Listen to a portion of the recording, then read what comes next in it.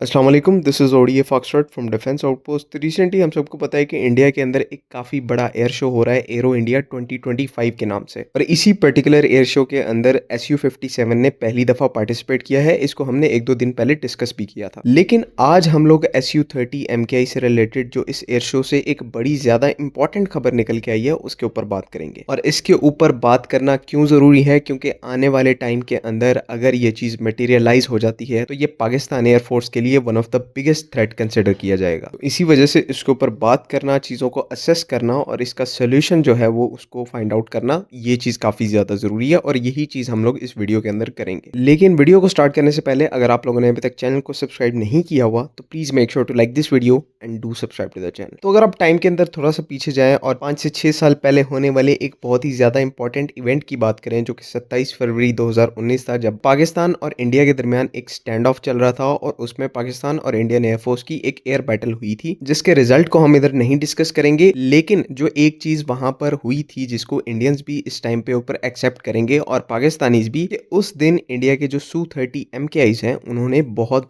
ज्यादा poorly perform किया था। ऑब्वियसली अगेंस्ट पाकिस्तानी F-16, चाहे हम लोग PVR मिसाइल्स की बात कर लें, रेडार सिस्टम की बात कर लें या फिर कम्युनिकेशन सिस्टम की बात कर लें, इन तीनों एरियाज के अंदर पाकिस्तानी F-16 ने इंडियन Su-30 MKIs को डोमिनेट किया था और इसी वजह से इंडियन Su-30 MKIs को और एज अ होल इंडिया को एक काफी बड़ा लॉस उठाना पड़ा था उस दिन। लेकिन बाद में ये है कि इंडिया ने इस चीज को एक्सेप्ट किया और उन्होंने इसके ऊपर काम शुरू किया, जिसमें जो सुपर सुखोई अपग्रेड है वो आने वाले किसी भी टाइम के ऊपर एग्जीक्यूट की जा सकती है। अभी ऑन पेपर है, लेकिन उन्होंने Su-30 MKI को अपग्रेड करने का जो प्लान है उसको फॉर्मली रिवील कर दिया, जो कि एक अच्छी चीज है उनके हवाले से। तो उसी पर्टिकुलर सुपर सुखोई अपग्रेड से रिलेटेड आज एरो इंडिया से एक बहुत बड़ी अपडेट आई है, जिसमें Su-30 MKI के अंदर सुपर सुखोई अपग्रेड के तहत जो एक नया एईसा रेडार सिस्टम लगना है, उसको फाइनली अनवील किया गया है, जिसका नाम विरूपाक्षा रेडार सिस्टम रखा गया है। अब ये जो पर्टिकुलर रेडार सिस्टम है, ये काफी ज्यादा इंटरेस्टिंग और इंपॉर्टेंट है। एक तो ये रेडार जो है वो एक एईसा मतलब कि active electronically scanned array radar है, जो कि एक वैसे ही बहुत पावरफुल रेडार होते हैं। और अगर Su-30 MKI के एग्जिस्टिंग रेडार से कंपेयर करें, जो कि एक पीसा रेडार है, passive electronically scanned array radar है, तो ये वैसे ही बहुत बड़ी अपग्रेड बन जाती है। दूसरा, इसके अंदर जो टीआर मॉड्यूल्स की स्ट्रेंथ है वो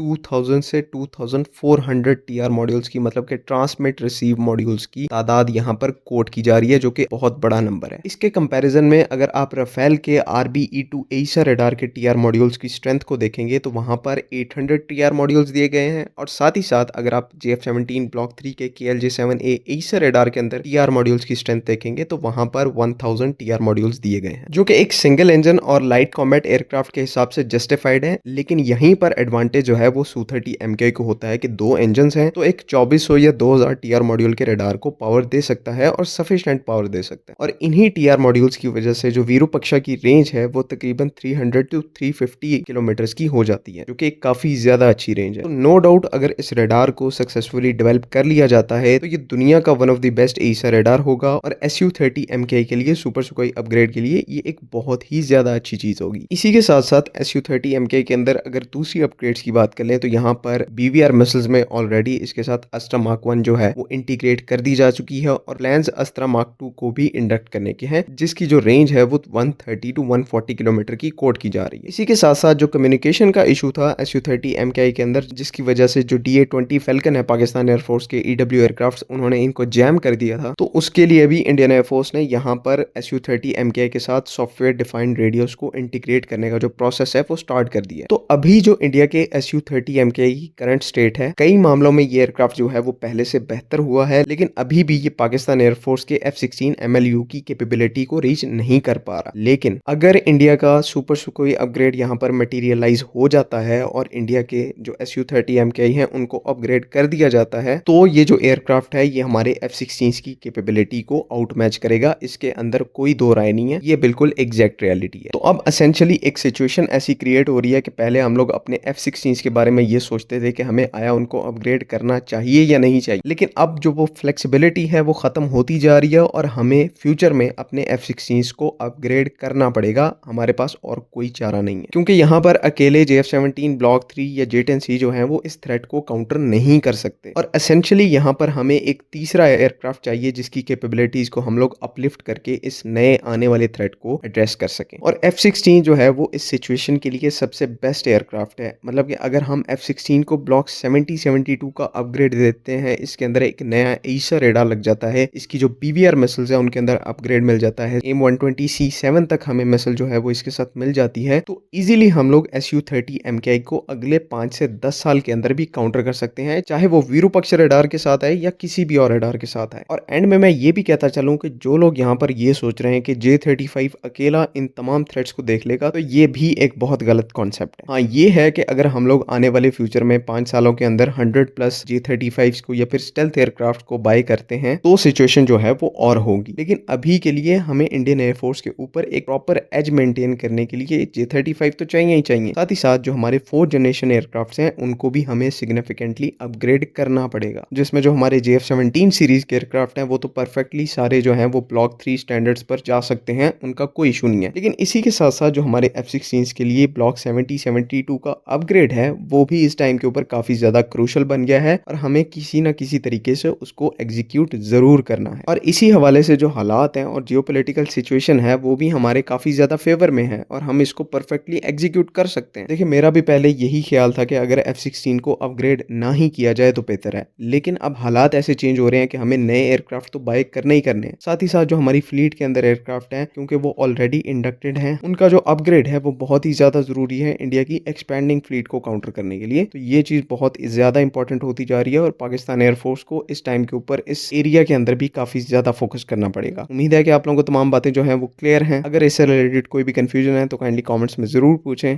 बाकी अगली वीडियो तक के लिए अल्लाह हाफिज। पाकिस्तान जिंदाबाद।